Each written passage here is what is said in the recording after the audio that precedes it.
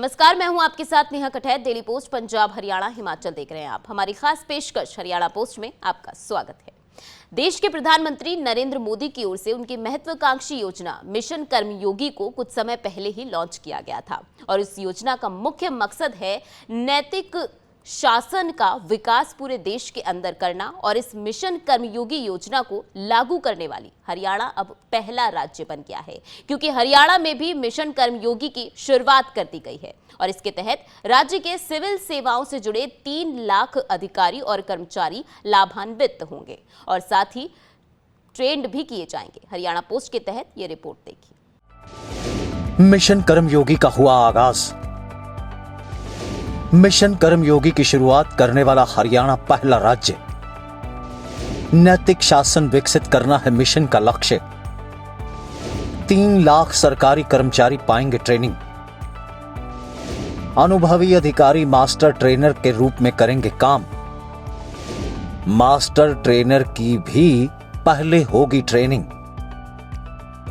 Mission कर्मयोगी देश के प्रधानमंत्री नरेंद्र मोदी की वह महत्वाकांक्षी योजना है जिसके तहत लक्ष्य रखा गया है नैतिक शासन को विकसित करना और सरकारी अधिकारियों व कर्मचारियों के कौशल और दक्षताओं को बढ़ाना। इस कार्यक्रम का लक्ष्य सार्वजनिक सेवा वितरण और जवाबदेही को बढ़ाना भी है और साथ ही उन्हें तकनीकी क्षेत्र में दक्ष बनाना भी इस मिशन का लक्ष्य है। वहीं प्रधानमंत्री नरेंद्र मोदी ने इस मिशन को सरकारी मानव संसाधन प्रबंधन यानी ह्यूमन रिसोर्स मैनेजमेंट में मौलिक सुधार करने वाला एक मिशन करार दिया है। मिशन कर्मयोगी का मकसद सिविल सेवकों को पारदर्शिता और तकनीक के जरिए अधिक रचनात्मक बनाना है। मुझे खुशी है कि आज आप सब सिविल सर्वेंट्स के बीच मिशन कर्मयोगी एक बड़ा अभियान बन चुका है। मिशन कर्मयोगी का मकसद है सिविल सर्वेंट्स के फुल पोटेंशियल का उपयोग करना। कैपेसिटी बिल्डिंग कमीशन इस अभियान को पूरी मजबूती से आगे बढ़ा रहा है। मेरा यह भी मानना है कि ट्रेनिंग और लर्निंग कुछ महीनों की औपचारिकता बनकर नहीं रहनी चाहिए। इसलिए ट्रेनिंग और लर्निंग से जुड़ा क्वालिटी मटेरियल हर जगह हर समय उपलब्ध हो, इसके लिए आई गॉट प्लेटफॉर्म बनाया गया है। अब सभी नए रिक्रूट्स को आई गॉट पर कर्मयोगी प्रारंभ के ओरिएंटेशन मॉड्यूल के साथ भी ट्रेन किया जा रहा है। मिशन कर्मयोगी के तहत केंद्र, राज्य और स्थानीय निकाय विभागों के तकरीबन 1.5 करोड़ सरकारी कर्मचारी लाभान्वित होंगे। इस मिशन कर्मयोगी के जरिए उन लाखों नागरिकों पर भी इसका प्रभाव पड़ेगा जो सिविल सेवाओं के जरिए सशक्त बनते हैं और इस योजना का मुख्य उद्देश्य यही है कि जनता की सोच पर खरे उतरने वाले सिविल अधिकारी तैयार करना। जब इस योजना की शुरुआत करते हुए इसे लागू किया गया था तो उस वक्त देश के उपराष्ट्रपति ने अपनी बात रखते हुए इस योजना को नए भारत के सिविल सेवाओं को और बेहतरीन बनाने वाला मिशन करार दिया था। Mission Karmyogi, a national program for civil service capacity building launched in September 2020, is turning out to be a game changer, shaping future-ready civil service with the right attitude, skill and knowledge aligned to the vision of New India. Civil service is the backbone of our government and plays a crucial role in smooth running of the nation.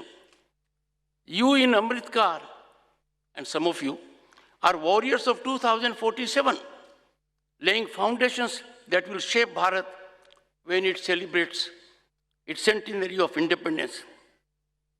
In recent years, to enhance work efficiency of civil service, series of steps have been taken, securing increased flexibility in mechanisms and modalities.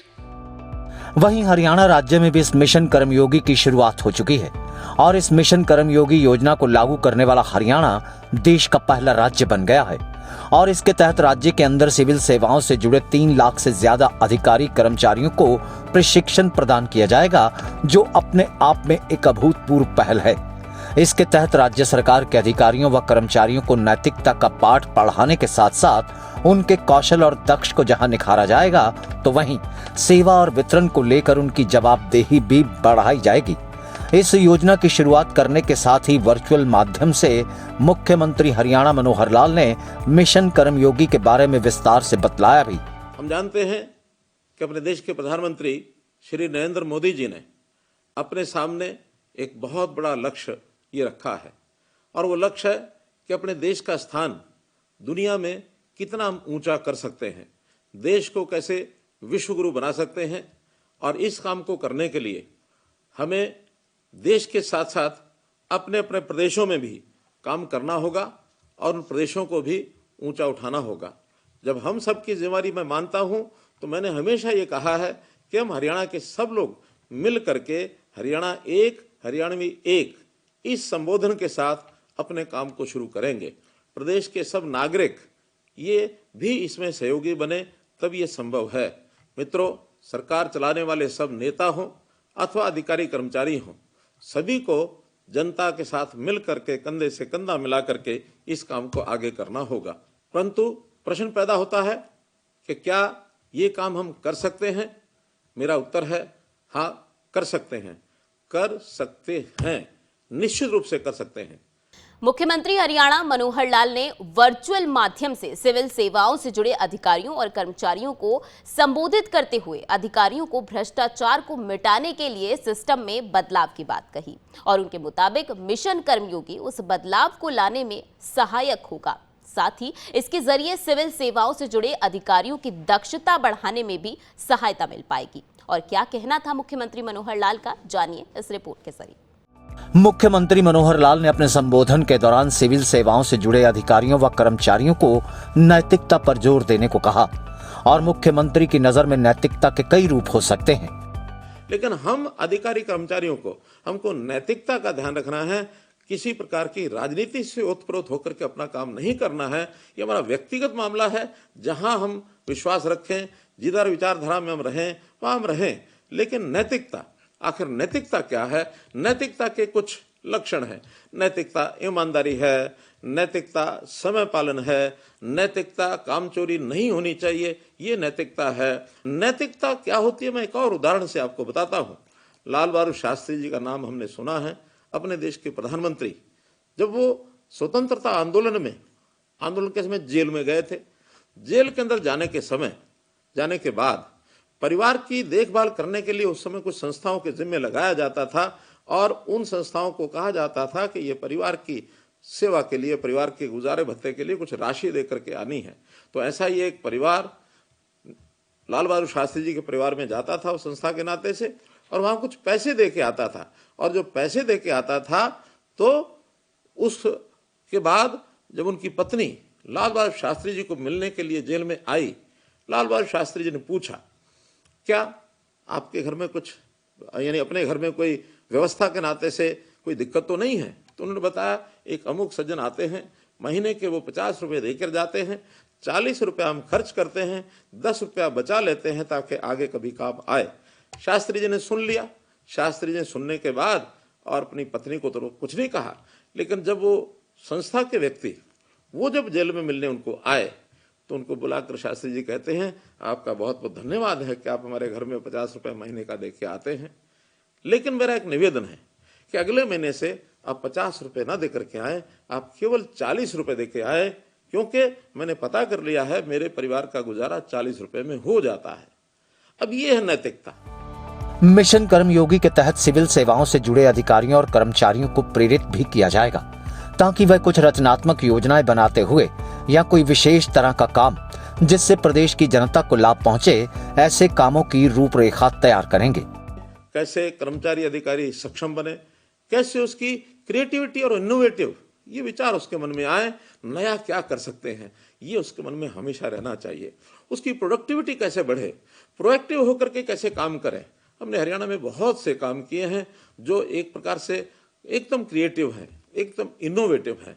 उदाहरण के तौर पर परिवार पहचान पत्र, ये हमारा एक इनोवेटिव आइडिया है। हम इस प्रकार से प्रोएक्टिव होकर के लोगों को जो सेवाएं देते हैं वो प्रोएक्टिव होकर के देते हैं। ये सब काम हमारे लिए क्षमता के वर्धन का एक प्रोग्राम है। मूल्य आधारित हमारा आचार व्यवहार हो, आदर्श कैसे स्थापित हो, और ये सब चीज़ें आगे हमको बढ़ानी है। ये नहीं है कि आज हम नई कोई आदर्श स्थापित कर रहे हैं अथवा मूल्य बना रहे हैं। वास्तव में ये समाज के अंदर या किसी व्यवस्था में पहले से बने हुए थे, लेकिन समय के साथ साथ ये सब कभी कभी दबते हैं, कभी कभी उनको उजागर किया जाता है, कभी कभी नए मूल्य भी समय के साथ बनते हैं। तो इन सब चीज़ों को पहचान करके, जान करके और हमको अपनी जिम्मेदारी को एक प्रकार से निभाना होगा और हम इस नैतिकता को आगे बढ़ाएं, यही हमारी एक प्रकार से जिम्मेवारी है। वहीं सरकारी ओहदे पर बैठे अधिकारी और कर्मचारी जिनके पास लोग अपना काम करवाने के लिए पहुंचते हैं, और ऐसे में यदि अधिकारी काम करवाने के लिए पहुंचे लोगों के प्रति करुणा और सहानुभूति का भाव रखते हुए काम को अंजाम देंगे तो इससे काम करवाने के लिए पहुंचा शख्स तो प्रभावित होगा ही, साथ ही अधिकारी या कर्मचारी को भी बेहद सुकून का एहसास होगा। करुणा और सहानुभूति ये एक दूसरा फैक्टर है।